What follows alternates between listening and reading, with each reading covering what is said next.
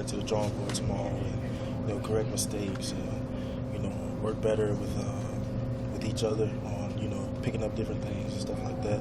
Because I felt that, certain times in the game where, it got loud and communication was kind of bad. But, I feel that we'll get everything straight like it needs to be. But I feel that was a great, big improvement from our last year. Was there, with the different coordinator that they had, did you guys have to do any adjusting after the first couple of series with what they were doing against you guys, or how did that kind of work?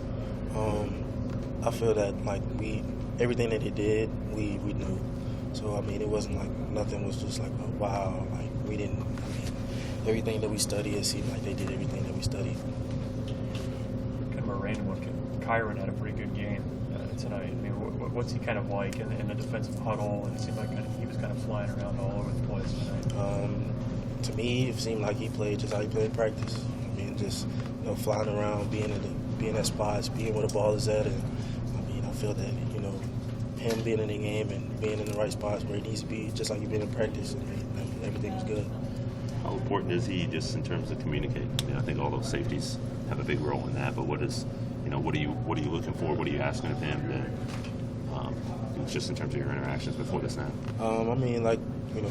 For us, corners, we look to the safeties, to communicate adjustments, all that. And I feel that Chiron has really picked it up, and he communicates a lot. He knows what's going on in the field, stuff like that. And like I said earlier, we just look at the film and whatever corrections that we need communication-wise, we'll get that fixed.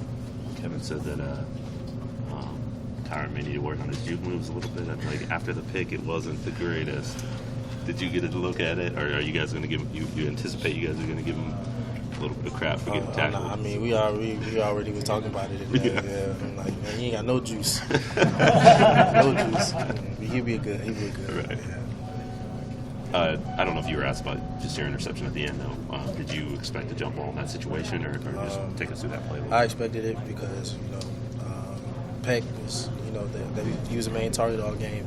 They was getting him the ball, and, that close to the goal line, him by himself. It's going to be one-on-one. Either he was going to run a slant or he was going to run a fade. And my mentality is the ball's up in the air, either I'm coming down with it or none of us is getting the ball. So, I'm glad that, my technique that I was taught, put me in a position to make a play on the ball. In that situation, you guys kind of struggled to close things out last year, but to really shut it down there, was that a big thing for you guys? It kind of ended right there with your pick. Yeah, that's big. Just for the whole team, we close losses last year, not finishing the game like you said, and that pick just, it gives us comfort knowing that, this secondary can close out things. What have you seen from Lamar here early? Lamar's going to be a very, very good player. We have to, get his confidence up, make him seem like a smarter, like an older player, get him to play like an older player, knowing that, in certain coverages, you're going to get this type of stuff. As you see from the game, I felt they kept attacking him all game, and, he responded in good ways, making tackles and stuff like that, but, like I was telling him, be smart, be like an older player, know what you're going to get. Just because you're playing off, that don't mean, you expect post routes and go routes all the time. I told him before the game today, things gonna happen, people gonna catch the ball. It's how you respond, and I felt he handled himself way better than what I thought this game. You guys had a couple of calls go against you and stuff like that, but how did you guys respond to some of those calls that put you back a little bit? We understand that things are going to happen in games. So, like I said, it's how we respond to those calls. I felt that, we got calls, but we still kept playing. Was your interception kind of sweet? He had that call that brought him that, gave him that first down and stuff like that. Icing on the cake. Icing on the cake. What do you think about that hit with Aaron? Last question. Man, that was a crazy hit.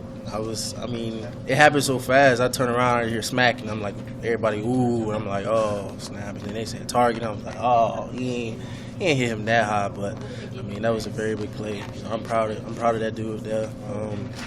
That guy's a playmaker. I'm glad to be, playing on the same field as him. Just real quick, question. The tribute to Sam, taking the 5-yard penalty.